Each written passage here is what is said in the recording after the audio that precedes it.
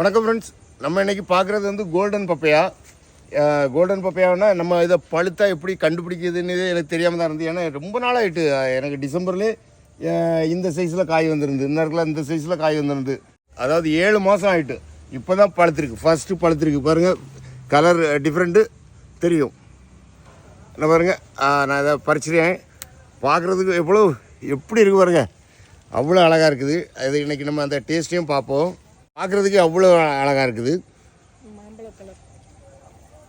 வாசமும் அந்த ஆனால் பப்பாளிக்குள்ளே அதே வாசம் தான் இருக்குது. இது வந்து இந்தோனேஷியாவை சேர்ந்தது. ஆக்சுவலாக வந்து இது இந்தோனேஷியாவை சேர்ந்தது. நம்ம இதை கட் பண்ணி பார்ப்போம். இப்போ இதை கட் பண்ணுவோம்.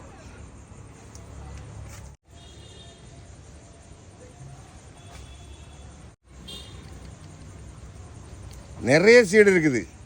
நிறைய பேர் என்னென்னா இதை அதாவது ஒவ்வொருத்தரும் ஒவ்வொன்று சொல்லுவாங்க, இதில் சீடே இருக்காது, இதை சாப்பிடக்கூடாது அப்படின்னு எல்லாம் சொல்லுவாங்க. ஆனால் நான் பாருங்கள், வெட்டி ஓப்பன் பண்ணி பார்க்குறேன், நிறைய சீடு இருக்குது.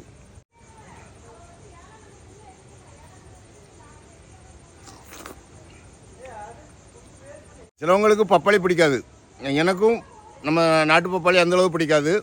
ஆனால் இது வந்து அவ்வளோ டேஸ்ட்டு, ஸ்வீட்டு, வாட்டர் மிலான் மாதிரி அப்படி ஒரு வித்தியாசமான டேஸ்ட்டாக. ரொம்ப இதில் வந்து வாட்டர் கண்டென்ட் ஜாஸ்தியாக இருந்த மாதிரி இருக்குது. அந்த ஒரு பால் வாடெல்லாம் வரும் பப்பாளியில், அதுதான் மேக்ஸிமம் நிறைய இடத்துக்கு பிடிக்காது. அந்த பாப்பின் அந்த ஸ்மெல் பிடிக்காது. ஆனால் இதில் எந்த ஒரு இதுவுமே இல்லை, ரொம்ப நல்லாயிருக்குது. ஸோ இந்த மாதிரி பப்பையா பிளான்ஸ் எல்லாம் வேணும்னா இந்த வீடியோவில் உள்ள வாட்ஸ்அப் நம்பருக்கு வாட்ஸ்அப் பண்ணுங்கள், இல்லை கால் பண்ணுங்கள். Thank you friends.